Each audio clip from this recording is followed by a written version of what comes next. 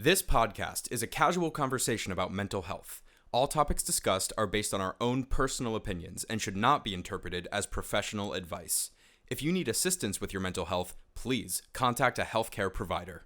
I'm overstimulated. Expect the long-awaited abolition of my brain. But if mentally we synchronize, despite what we despise, there's a chance that maybe I won't go insane. Hi, friends. Hello, everybody.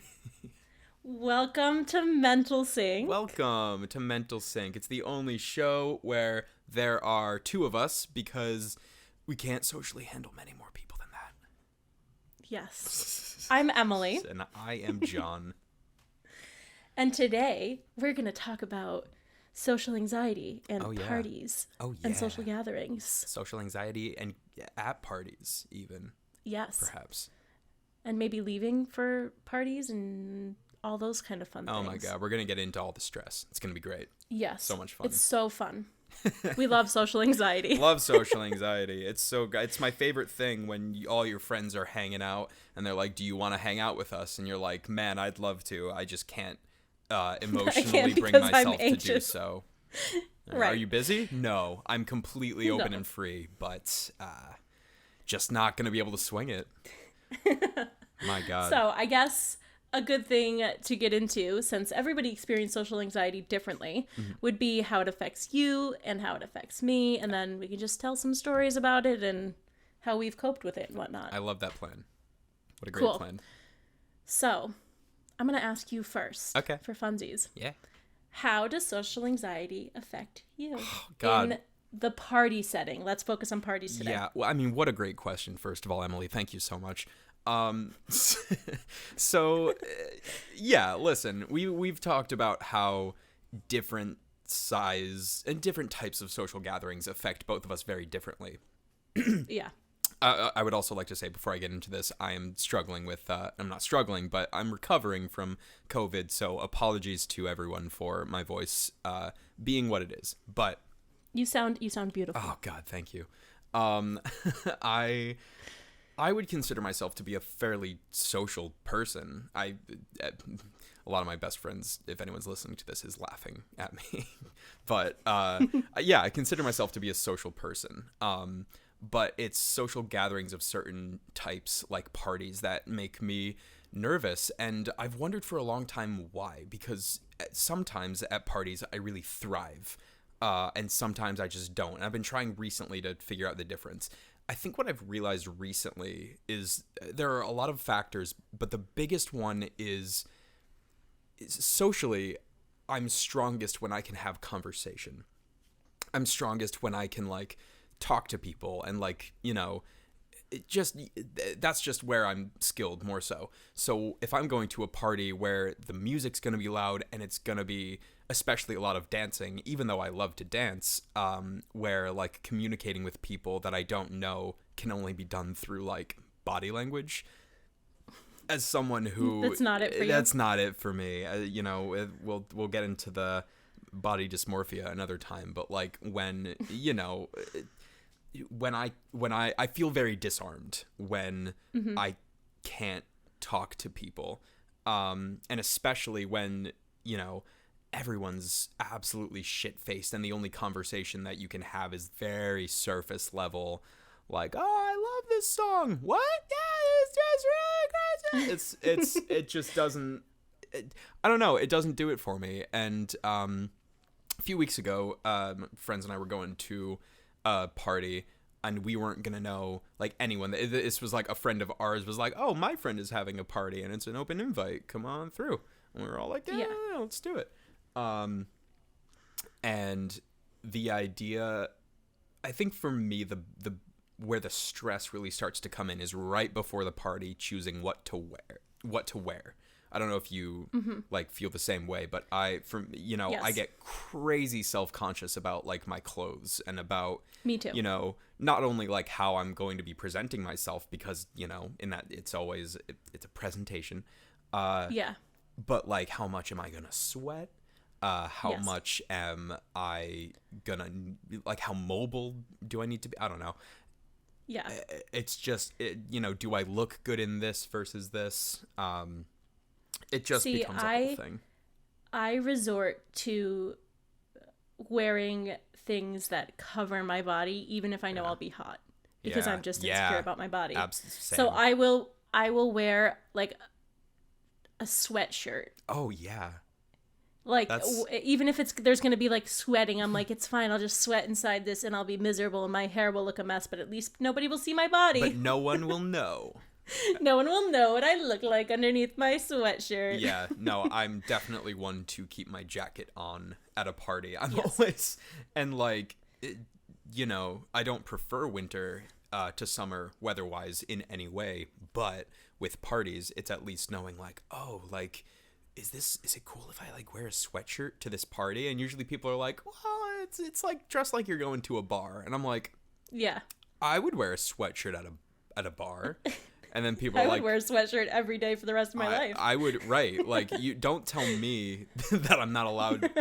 Like, you can't expect me to use my best judgment, because my best judgment says sweatshirt and, like, fucking pajamas everywhere, every day. Comfy, cozy, Yeah. and inside and out. That's all I want in life. And, I mean, same. yeah. But we also don't want to live in cold weather, because that's just No, fuck. not the vibe. Not it. Not cool.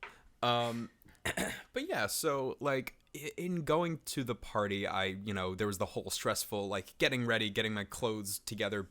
And anytime I'm going to a party that's, dancing and drinking, my bed will just be plastered with clothes and hangers and all the different things that I tried on, until I settle on the one thing that I always wear, which is Right. I'm always trying to not. I'm like, no, let me try something different, and then I'm putting the clothes on, looking at myself in the mirror. I just become incredibly anxious and would rather lock myself in my room than look at another person ever again.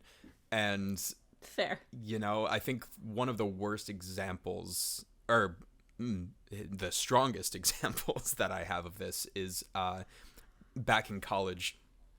One of the groups of people, the music groups that I was in, would throw these like dances. They were called like disco balls and like swing nights, and they were like fundraisers for different charities and organizations. It was really great.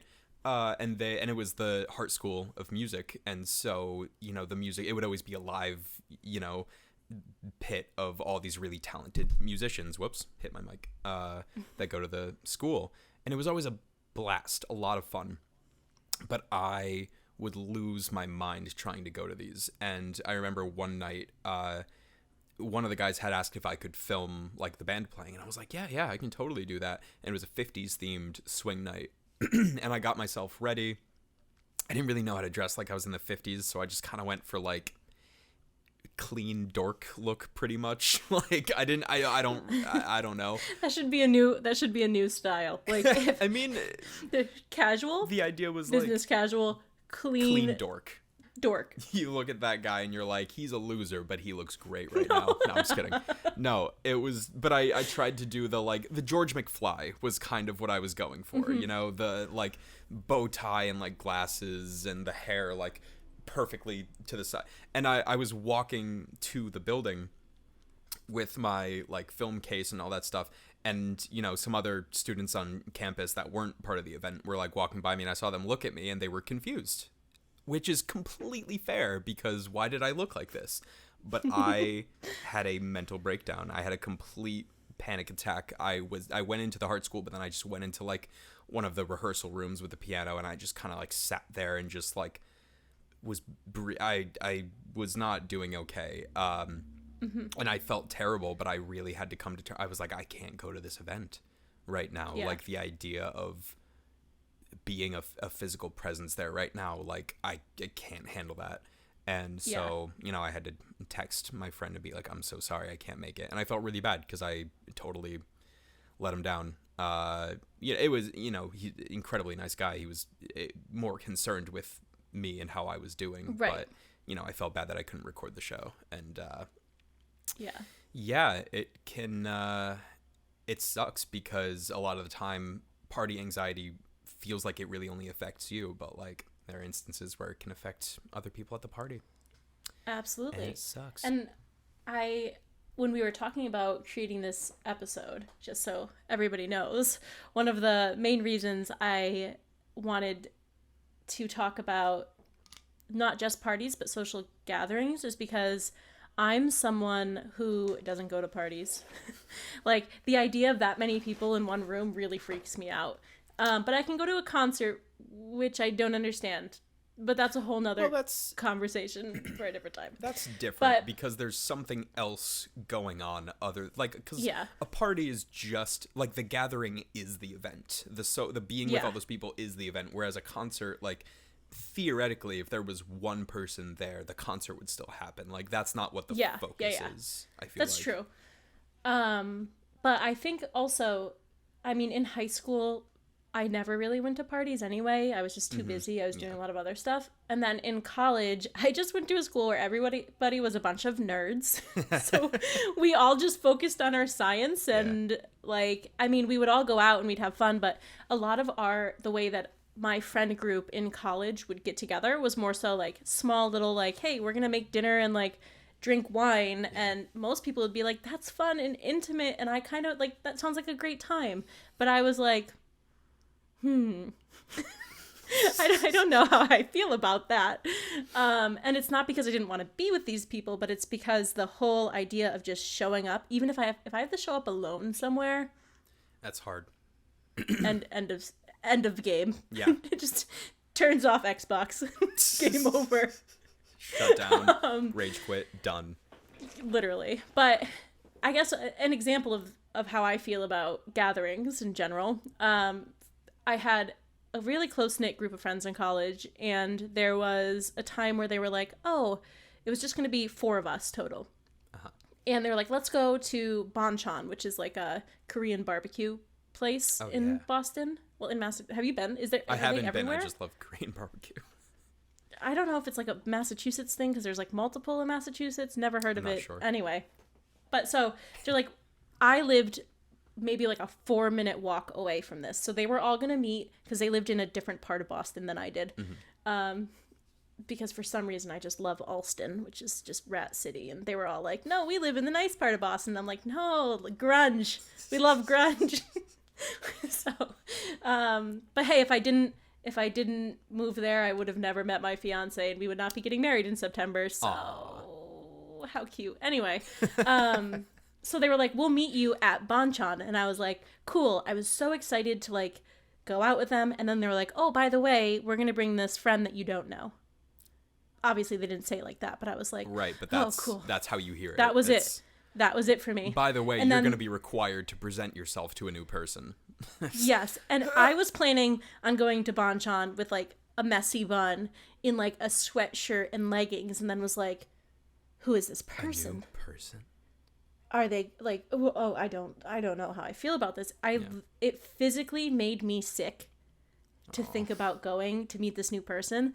The other thing I was not looking forward to is because I'm a picky eater. Like, I've always been a picky eater. I actually not a fan of Korean barbecue. But I was excited to go out with this group of friends and just like be present with everybody. I planned on like eating before, and I'm also like kind of uncomfortable about eating around people, but that's again whole nother podcast episode about food and relationship with food. But so for me to go to somewhere with like people I knew and was comfortable with, I was like, okay, I can eat before and just hang out and be like, hey, I'm not really hungry, and people would accept that. But now to be around somebody who doesn't know me, doesn't know my habits, and who's going to be like, why aren't you eating? Is everything okay? Or like just the idea that might happen freaked me out too. So it was like, they were like, oh, we're getting off the T. We're going to be there in like 10 minutes if you want to like walk over now. And I was like, hey, hate to break it to you. I'm not feeling well. I think it's one of my medications, which at the time, actually, I didn't know it was social anxiety. So this was actually a truthful thing for me to be like, first of all, I'm uncomfortable with the idea of all these people, this new person and going out. But second, I actually didn't realize that so I knew I had social anxiety, obviously. Yeah. Did not know that physical reaction was because of social anxiety. Like, didn't know that I felt nauseous and not like well enough to go out was because of my social anxiety. So I was like, I'm not feeling well, and I was on new medications at the time, so it was totally reasonable. And they were like, oh, we totally get it. Like, we'll miss you. We're looking forward to seeing you. It's been a while, but like, I hope you feel better. And they all understood.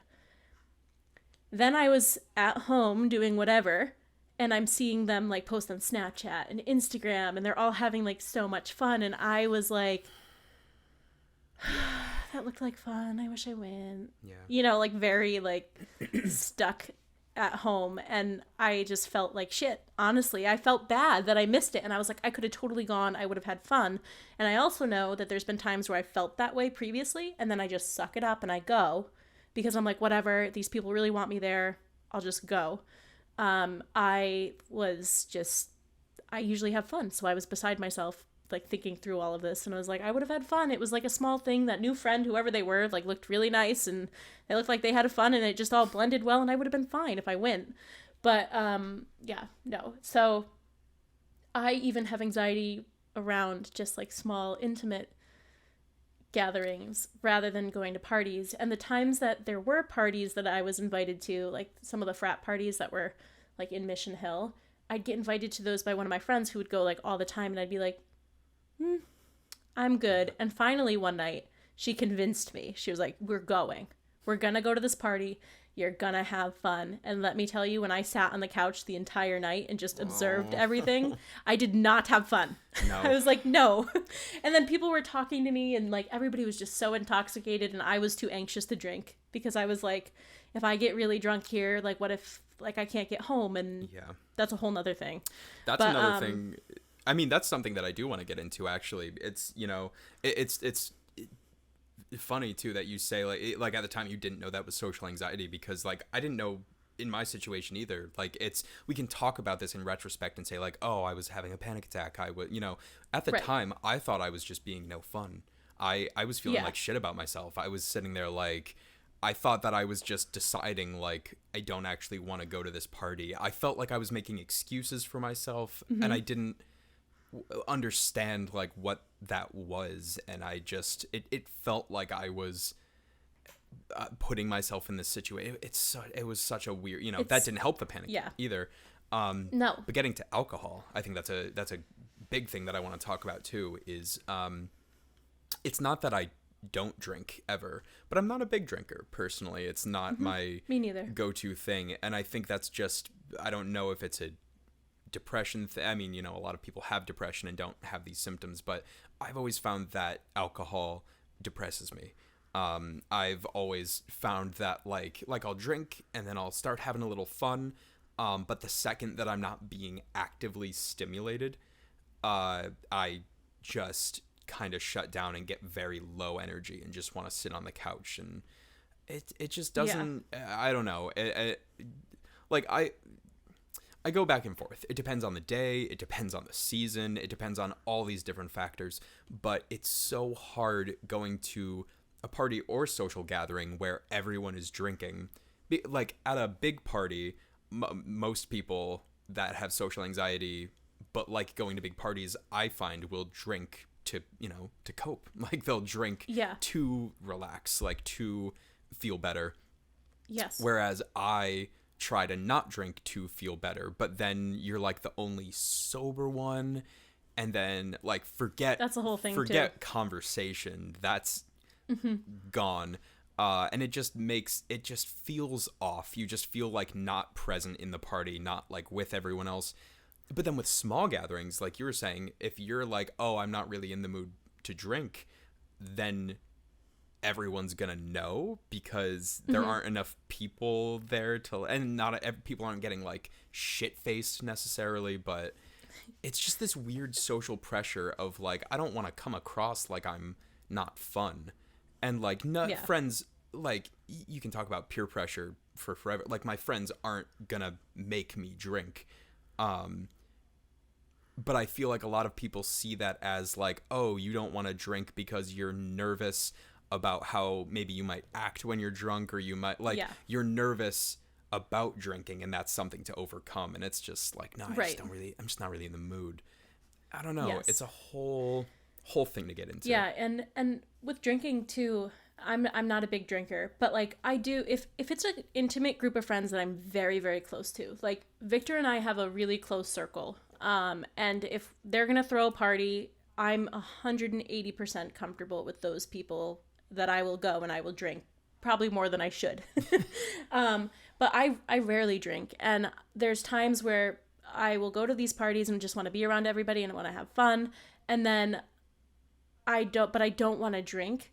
And I feel like there's a point in the night where everybody's just so drunk where they're like, why aren't you drinking? Just one more. Like they respect you up until, not that they don't respect you when they're drunk, but then they're trying to like, they notice you're probably not having fun or you're not like right, because interacting. It's all out of kindness. It's all out of wanting to include you and say like, feeling like they can, feeling like you need that push to have fun. And it's hard because it's not that that's not ever true either. Right. Like there have been times where like my friends have been like, just have a drink and relax. And then I do. And I'm like, okay, yeah, you were right. I had this drink and I'm vibing a little more. Like, it's not malicious. It's not necessarily harmful. It's just not always what you want. It's not always what you're in the mood for. And it's hard to navigate, and it's really hard to communicate when you don't quite understand it yourself, I find. Yeah, and I think too there's so much behind like just alcohol and even like other sorts of substances, like with like people and their preferences to how they want to relax and have fun at a party. Smoking weed definitely helps me feel better. Yeah. Well, I just mean there's relationships behind your like those substances as well, right? Yeah, so like for sure. And when I say substances, I mean in a broad spectrum, because I'm someone who has a lot of alcoholics in my family. Gotcha. And for me, my relationship with alcohol is different because of something that I don't want to become. And not that I don't think that I can control myself, but it's more so it's like I just don't like that I've watched a bunch of my loved ones drink their life away. And so for me, drinking has never been something that I've just been like, yes, I want to drink, I want to have fun, I want to explore this, because I've just seen it in a light that's like not in a positive way. So sometimes when I go to parties, I'm like, I just like, yeah, I'll have a drink with you, but please don't force it tonight. Like I don't want to be like, don't force me, or like don't, not that anybody can force me, but don't like push it on me tonight, because I'm just really like, I'm not in the mood. Right. And so it's also interesting. There's like a respect that needs to happen as well with these people, to know that like when I say I'm not drinking, it might not just be because it's not that I don't want to have fun, but it's my relationship with alcohol has a certain bias because of what I've experienced with it as I've grown up. So it's just a very interesting thing. And definitely that, like bringing it back to social anxiety, that is a reason I also won't go to parties with people I don't know, because sometimes I don't want it. I don't know how to explain that in a way to get people to back off. Like, because sometimes people you don't know are pushy about it.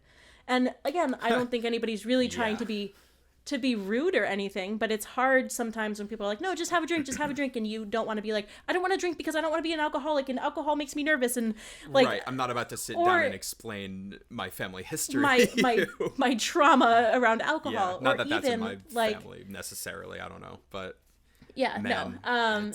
but even just like my own anxieties about like medications I take for my mental health, I definitely am nervous about drinking sometimes if I've taken something at a certain time, if it's later in the day, because there are contraindications for those things, and that makes me nervous. Like that gives me anxiety. So to have to sit down and explain to someone and be like, hey, I'm not drinking because I'm on this and this and this because I have mental health issues, isn't necessarily something I want to talk about at a party, because then it's like, don't invite Emily, she's a buzzkill.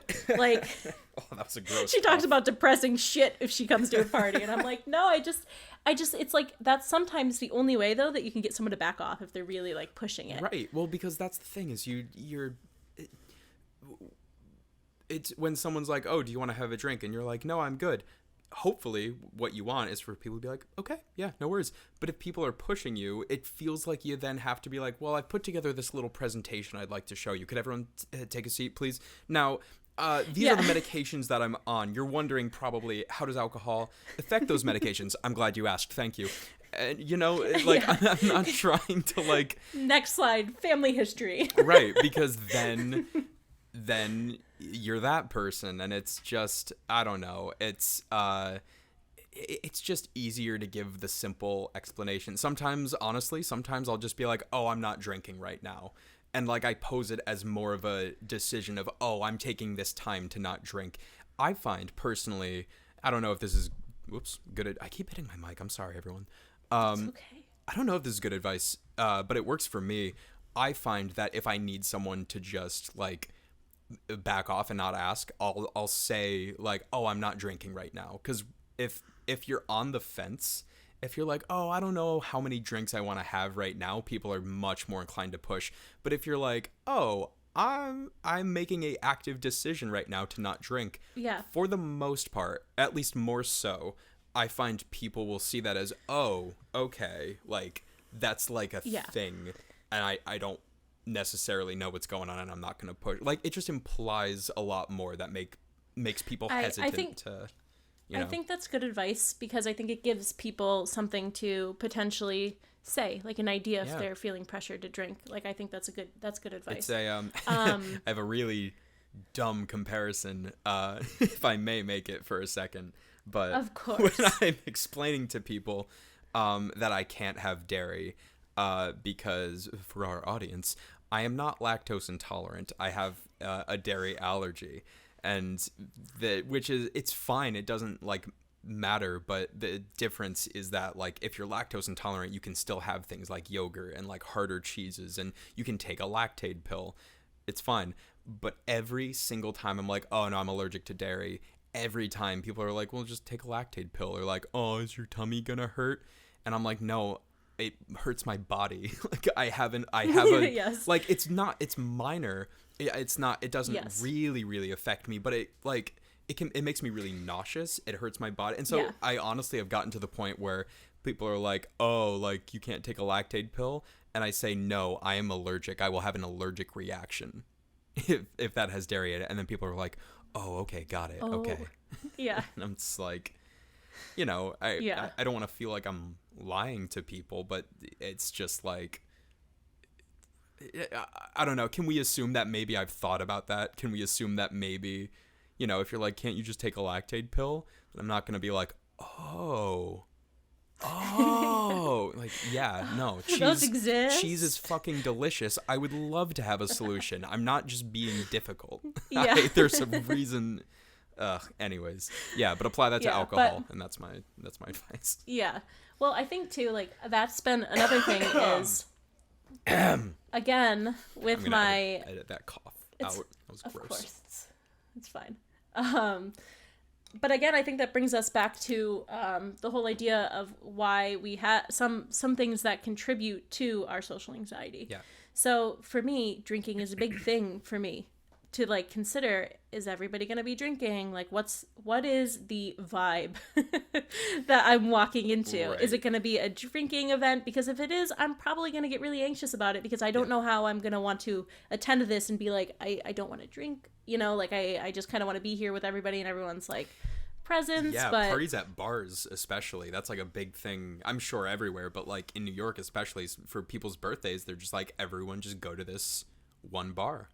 Like, let's just go to this sounds chaotic. one bar. And I haven't done it personally because I'm just like, no, that sounds horrible. That sounds horrible. Because then you go there and then the people are like, oh, what do you want to drink? And you're like, oh, no, I'm good. And they're like, we're at a bar. And I'm like, I'm celebrating someone's birthday. Yeah. I brought my water. I have some emergency that I may drink later. I'm good, thank you. I'm living the dream over here with my water in emergency. I have a pack of trail mix that I will happily help myself to. I'm set. Thank you. Yeah, it's a very interesting thing. But man. So I guess that being said, now that you've heard about all of us, all our little quirks with parties and people, how have you been able to cope?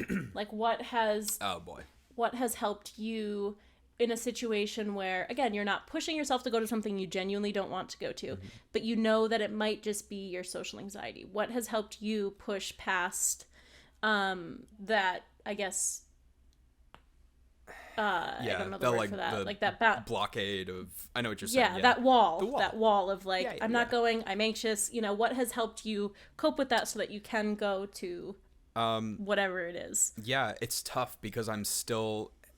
A lot of it is telling myself, no, it's okay. You're gonna have a good time. I'm feeling anxious right now, but that's the emotional response.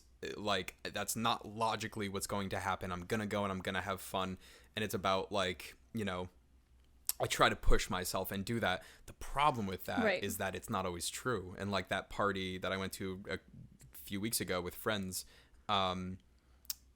I didn't really have that great of a time. I don't know. It was fine. It was fun, but I'm happy for the experience. It's a story to tell. A lot of, there Yeah. were a lot of things that happened at the party that were funny.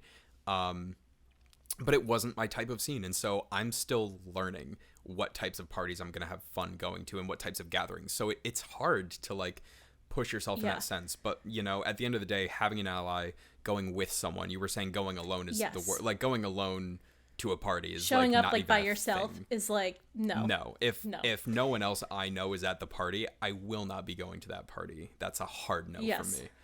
Same. I think Being a little a little high is definitely.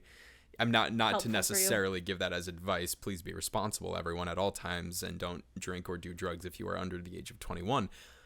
But or if you don't want to. or if you don't want to. I mean, yeah, absolutely not if you don't want to. But it definitely helps being a little less, taking the edge off a little bit and just knowing things that will calm you down. Even that, I don't know if that's like tea or, meditate real quick before you go to a party. Yeah. I've done that. I think- It sounds nerdy, I think but what you said earlier about like just kind of talking to yourself is a really good thing, because one of the things I've learned, especially in therapy, is about reframing our thoughts. Mm-hmm. So my little psychology tangent Yeah. for this will be reinforcing these ideas. What you're doing when you're having social anxiety and you're like anxious about something is we fall into these habits of allowing ourselves to be, I guess, what's the word for this? It allows us to kind of stay in our comfort zone and not, branch out and try Right, something new. right. We fall into these patterns that, in a sense, limit us Yeah. to what we could be experiencing. And I think it's also important to note that even if you push yourself and you don't have fun, like, be proud of yourself for going. Yeah. Like, you did it. You came out of your comfort zone and you did something, It's an experience. But Even also, a bad experience is an experience, and it's something that helps you learn about what you Yes. might, for every bad experience you have, you are one step closer to being able to navigate a good versus bad experience. Right. And I think being able to reframe these thoughts that we've reinforced by not going, oh, I'm anxious, I'm just not going to go. Oh, I'm anxious, I'm not going to go. First, recognizing, is this social anxiety? Is this something that I'm anxious about? Or is there a real reason behind why I don't want to go? Right. And that's hard to do, but Yeah. if you can kind of like compartmentalize what you're feeling and what you're thinking about the situation, then you can reframe those thoughts. Okay, maybe it's just that I'm anxious. Even though I'm anxious, like, think about how you can reframe those anxious thoughts. My friends are going to be there, right? Like, even though I'm anxious, this person's going to be there and they make me feel comfortable. I still might have fun. Even though I'm anxious, I'm acknowledging I'm anxious. This person might help me go, or I'll still have fun, or just bring these, I'm having a hard time trying to find the words for, bring positive connotations to those thoughts. So, Yeah. yes, I'm acknowledging I'm anxious, but here's a positive that will come from my experience in doing this. Right. And I think that's helpful. And I, like you said previously, like, going with somebody is a big thing for me. Like, if I need that, I luckily have friends that I can be like, hey, X, I know we're both going to this party. I'm really kind of anxious about going. Will you come over beforehand? Can we go together? Can I meet you at your place? Like, just to have somebody to kind of keep you accountable. And let's say that doesn't happen and you don't have somebody who can physically show up with you. It might be a good idea to have somebody keep you accountable by texting you, or be like, hey, can you just remind me that, like, all is good, you're going to be there, It'll be fun. Just even if it's not going to be fun, just have someone to like be able to be like, hey, I want you there. I'm excited for you to be there. I think you'll have fun, and keep you accountable for being like, yes, like I will go. It might be fun. Yeah, sometimes it's the little extra, like, not wanting to let your friends down that does push you to go. And sometimes that's a good thing. And it's, you know, sometimes it's good to have that little extra pressure.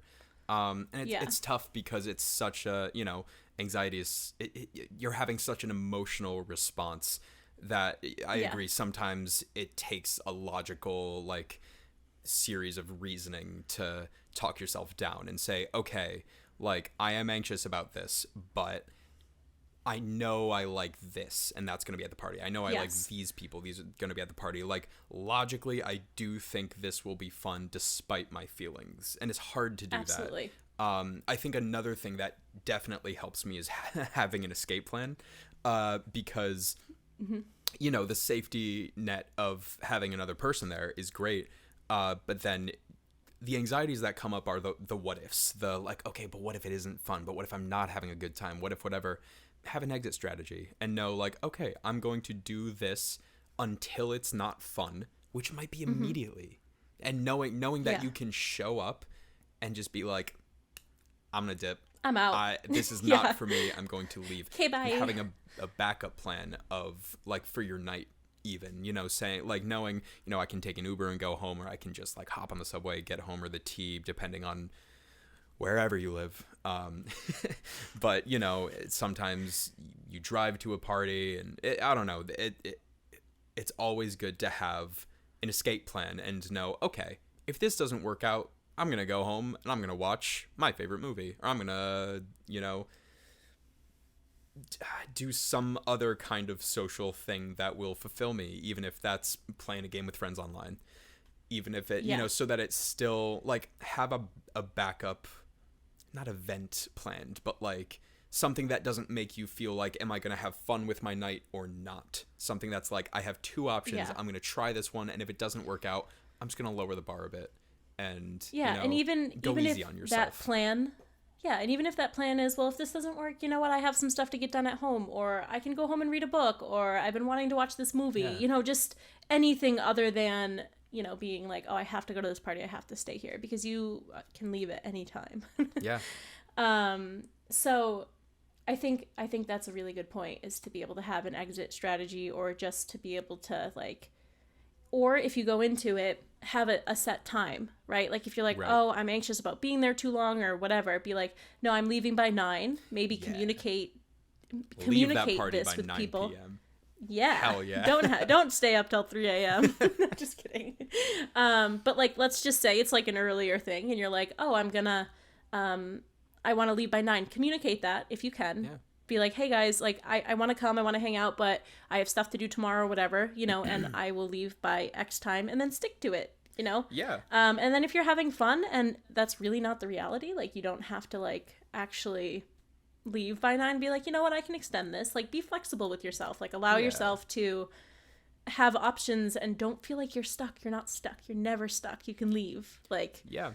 And it's weird to give advice that's suggesting that you, like, maybe lie or make up an excuse because it, like, feels wrong. But genuinely, when it's about you and your mental health, sometimes that's just the way to go, and it's really okay. It's self-care. Like, it's self-care. And sometimes I find that it just can't be the excuse that you give. If you're with people that hopefully respect your boundaries and, you know, then great. A lot of the time at parties, when you say to people, oh, I have to go, people will try to, you know, convince you not to go. And that's because they want you to be there. And it's kind. Right. And it's because they want to experience this with you. And, you know, there's nothing wrong with that. But sometimes the excuse needs to not be, oh, I'm feeling this way, even though that's the truth. And even though that's, like, healthy. And hopefully you can be around people where you can communicate that. The reality is not everyone understands that. And so it's really helpful, I think, to say, like, you know, I have a work thing I have to do in the morning, or I have something I have to get up for. And it's, you know, that way you can, like, you can still agree with the people that want you to stay. They can be like, no, I want you to stay. And you can be like, I know, I want to stay too. Yeah. It's not about convincing me to want to stay or something. It's that I unfortunately have to be responsible. And Yeah. you know, And you might still get that's, backlash from that, but like you gotta it's take care of easier you to first. yeah, it's easier to Yeah. stick to an excuse if it doesn't feel like it's actually coming from you, I find. Right. And you know, sometimes Yeah. that's just what you need to get out of there, and I don't think there's anything wrong with that. Yeah. So there's a lot of good things in this A episode, lot of good things in my in this opinion. episode. Are I we? think Did we do what the I'd thing? like to Are do. we... Oh, we're I gonna. think Do we have a game? we're gonna play a game, a fun little game. Yeah. Like not well, it's an interesting game. I don't know if it's fun. It's Oh. more so an awareness. It's an awareness. It's all game. the fun of a party, which we've established are Yeah, terrible. kind of. Apparently. Well, so I think coming from people who at some point didn't realize that they had social anxiety, Yeah. I think I want to touch on our symptoms of what we've experienced with our Oh, social anxiety now like that we're aware. Headache, runny nose. Yeah. Yeah. So, yeah. Yes, common cold symptoms. I kind of want to go over some of the things that we might have like experienced previously. So I'm Okay. going to ask you if it's something that you experience or if you don't, and I'll also chime it. in on that. Do you But mean maybe this will literal- bring some awareness. Do you actually mean literal symptoms, like physical, like reactions? Yes. I Yes. thought I. Okay, cool. That's great. I mean, Yeah. not cool. Those Because- things suck, but. Yeah, I and some didn't quite people don't have understand. some people don't have physical reactions to anxiety, and that's Gotcha. totally fine. Like Yeah. that's it. Everybody's different. Again, everyone's different with the way they deal with their mental health. Everybody's situation is different.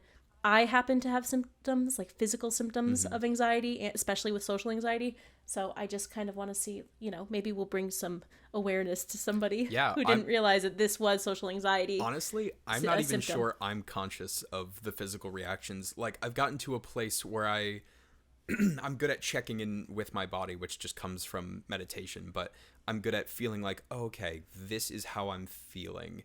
And Yeah. like wondering but I don't know if I'm super in touch with my symptoms of anxiety. So I'm Cool. very So interested. then maybe this will be helpful for Yeah. you. Let's learn. So the first one, the first symptom that you potentially, again, these are all things that you can experience multiple, or you might experience one, Yeah. or you might experience none of them. But just to kind of talk about them, is the first one on my little list is feeling hot. So like when you start to think about going out, you get kind of hot and like clammy and sweaty. Yeah. It's Yeah. that feeling of like you're not nauseous per se, but like in the summer, like when it's really hot and humid and you just feel a little like gross. Yes. You're not like sick, but you're just kind of like ugh. Like I Yeah. definitely feel that kind of hot. I get that. And that's a potential symptom of social anxiety. Wow. Muscle tension, like getting tight, getting very like I clench my jaw. I'll get like very I feel that. Yeah, I think I clench my jaw. I think I probably, this might be a different symptom, but definitely like my breathing, like I definitely get tight in like my like Yeah. throat and I was just about to say that's another one, Yeah. like shortness of breath or like yeah, that one I feeling like for sure. Yeah. Dizziness could also potentially be a symptom. Yeah. I've never Ooh. been dizzy. I ever in your life? Well, no, I I'm have been, but joking. for social anxiety. Yeah, no, I literally went to I know, to I urgent care know. once and was like, I'm dizzy. Yeah, no, I definitely, I definitely feel the dizziness too. Yeah. Yeah. Ugh. Oof. That also goes along with like just lightheadedness. I've felt lightheaded when I've gotten anxious about something. The other one I is think like it's, sorry, real quick, just to touch on that. I Yeah. think between that and the breathing, I think what I've started to realize is it's hard to, like, I become very conscious of it. Like, I become very conscious of the fact that I am breathing, and it starts to feel more like manual. Like, I'm not having a hard time breathing, Yes. and I'm not, like, necessarily feeling too dizzy to move, but I'm feeling very conscious of, like, maintaining Aware of- balance and, yes. that Yes. so it's interesting. I've experienced that with because I actually have panic disorder, so I just get very panicky, which is basically what that means. A very mild case of it. So I've had panic attacks and I get very panicky. But that is what I feel like. I get these physical. I actually went to the emergency room once thinking I was having a heart attack because I felt like my neck and my jaw was like really tight and constricting almost, Yeah, and then that's the- my chest felt really kind of heavy and constricted, and I was lightheaded. And my heart was racing, which is another one I was gonna mention, is like an increased heartbeat if you can feel your heart like Yeah. Oh yeah. just racing. Yeah. I felt that with social anxiety. Big one.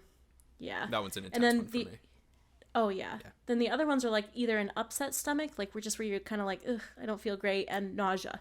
Yeah, that kind of goes into the hot. That I kind of associate it as a similar thing with feeling hot. So like I guess I don't feel like flushed hot. Like if I touch my head, I don't necessarily. Maybe that's something I have to think about more. That might be I've something had that reactions. Maybe to because I get really hot sometimes when I get anxious. Like it feels like all of a sudden my whole body is very hot, even though I'm not physically hot. It's just that immediately like oh my god, like that initial like panic feeling. Like I don't know how to explain it. No, because I put know it what into you're words talking very about. well. I wonder if I experience that. It's the kind of thing that like this might be a totally separate thing because I don't know if I can think of a time I've felt that going to a party or gathering, but whenever I'm like sick and I have like, you know, a nurse is like taking my temp and running diagnostics and whatever, is that the right term? Is it sure? Yeah. Is making sure I'm okay physically. Especially I become very conscious when my body is being touched and in any kind of way, whether it's like for a checkup or like not even just romantically, but like cuddling with a friend or something. I just become very conscious of my body, and I always find they're like, "Oh, your forehead's really hot," which has meant nothing most of the time. But like when I'm sick, they'll touch my forehead and be like, "You have a fever." I'll be like, "Really?" And then they'll take my temperature and it'll be like, "Okay, it says that you're normal, but like I'm touching your forehead and you have a fever." Yeah. Like I get that all the time. Yeah. So I wonder if that's actually branched off of anxiety. I've never really connected that before. That's super interesting. Yeah. Wow. There's two more that I'd like to ask about. The first one is like going blank, like your mind just like shuts off. That happens to me all the time. It happens to me on a daily basis. Interesting. And that's a symptom. It is of social anxiety or just anxiety in general. Interesting. So what does that mean exactly? Your mind going blank? Because like I know what that means, but like, can you describe that more as like a symptom? Yeah. So. Is it like this? like that's what I mean. Is it like confusion or like your inability to like focus? Is it like fogginess? Is that kind of what you mean? Or is it? This is a hard thing to explain. Yeah, I'm very curious to hear. Kind of just like.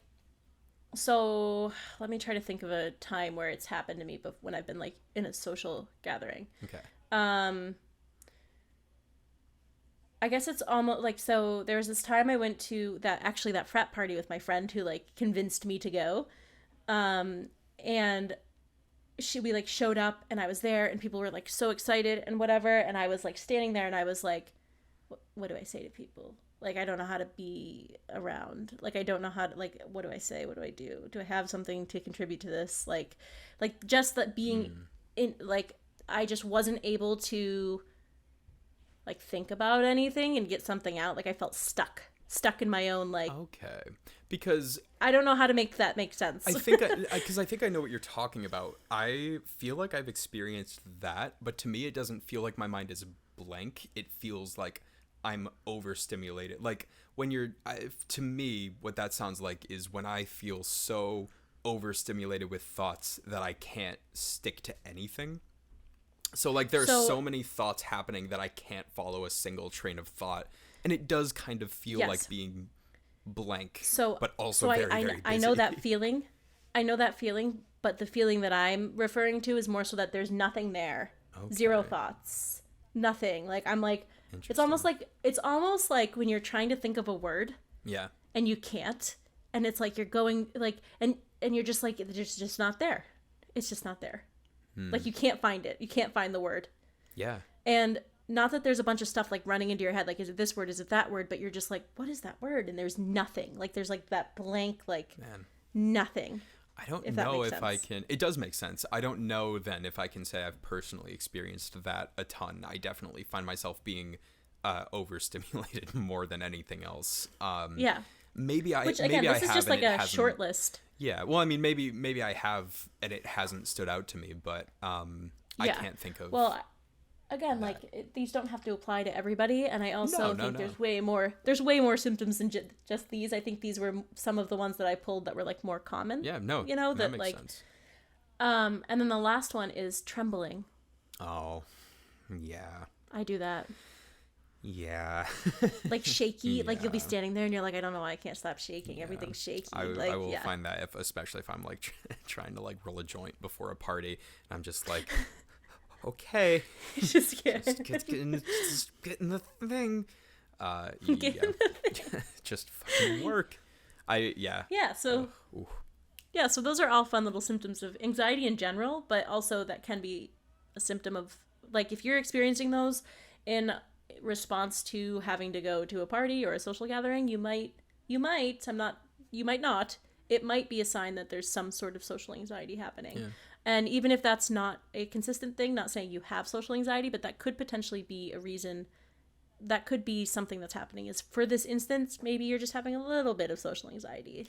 Yeah, and this is all just So coming just something from to think about. yeah, this is all just coming from like awareness too, and it's not Yeah. about like diagnosing yourself with social Right. anxiety. It's everything's a spectrum, so you could have these symptoms and like kind of barely have social anxiety. You could have none of these symptoms and horrifically suffer from social anxiety. Like Yeah. it's not about like the diagnosis of, oh, let me label what I have, which is definitely a big thing right now, as we've talked about a bit, but it's just about understanding, like knowing yourself, get to understand yourself. Like the whole journey of mental health, in my opinion, it comes down to being comfortable learning about yourself and just starting to put things in perspective and knowing, oh, I am having that feeling and that means something, and it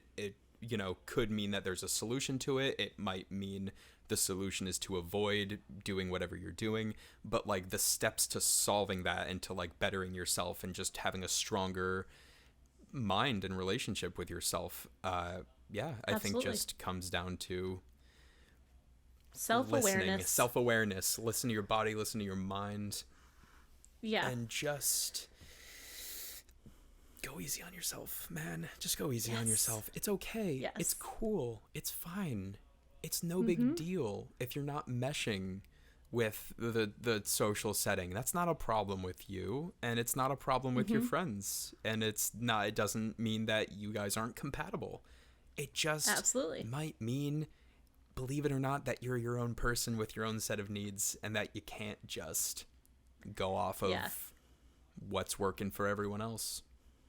Yeah, absolutely. Yeah. And just another thing that you just reminded me of shortly, Okay. a story about us actually, is because I think it's going to flow into my wrap up for the day. Terrific.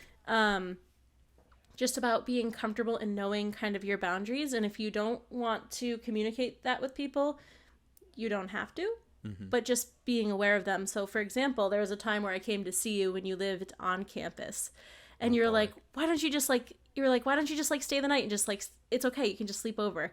For me, I don't like sleeping anywhere that's not my bed, unless it's like a hotel and I'm either by myself or with like Victor. So you like kept saying to me, you're like, it's okay, you can just stay. And I'm like, no, I have stuff to do in the morning, which was true.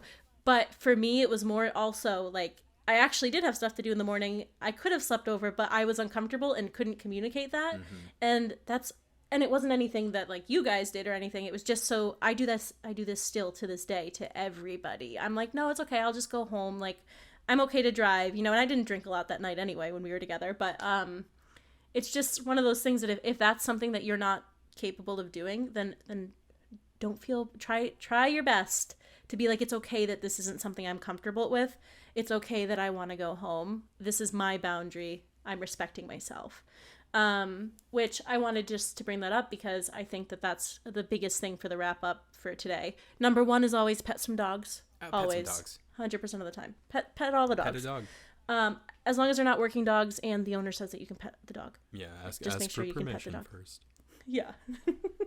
But pet some dogs. If that makes you happy, For pet sure. some dogs. The second thing is just just try to be a little bit more self-aware. If you notice that you might not be going out as much, or like something's kind of going on in regards to parties or gatherings, Ask yourself why. Always ask why. Ask those questions. Learn about yourself, my guys. Yes. It's just, And then the third thing for me for this episode that I think is important for us to emphasize is, maybe if this is something you struggle with and you're aware of it, if you can reframe your thoughts, if this is something that's been debilitating to you, try to reframe your thoughts around parties and your anxiety and just kind of what's going on. And I think that would be really helpful. That could potentially help you to be a little bit more confident about maybe going out or doing whatever. Just try to positive thoughts. Yeah, and if I could add a fourth one on there, and I know we've already had a communication episode, but communication is another big part of it. Yes. You know, it's on you as the person with the social anxiety to learn how to communicate your needs. And it's hard, and don't be hard on yourself, but learn how to communicate your needs. And also, especially in the example you just gave, that's an example where I was on the other side of trying to pressure you and thinking that you just needed that push to feel comfortable. And it's also important, like, communicate and also listen.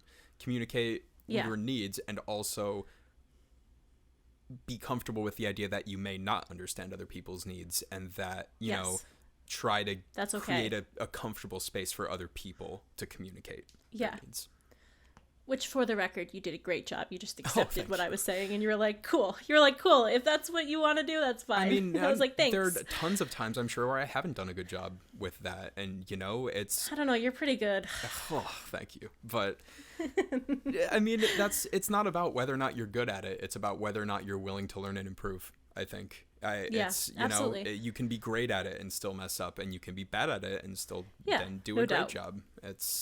No doubt. It's all learning. But it's all I think improvement. it just also speaks to the friends that we both have, including each other, is that I think we both know when to not push too far. Like, I think we're both pretty good at reading each other's social cues to be like, okay, she's done, or okay, he's done for the day. Like, we're done here. Yeah, we're good now, but it took time. Yeah. And you know, it definitely. Oh, yeah. Better. No doubt. Absolutely. So, well, thank you for listening, everybody. We hope that there was potentially something you could take from this episode. I think there was. We hope... I hope. Yeah, I do too. Yeah. And we hope to see you on our next episode. Thank you so much, everybody. All right, guys. Bye. Bye. Cool. Okay, are we happy?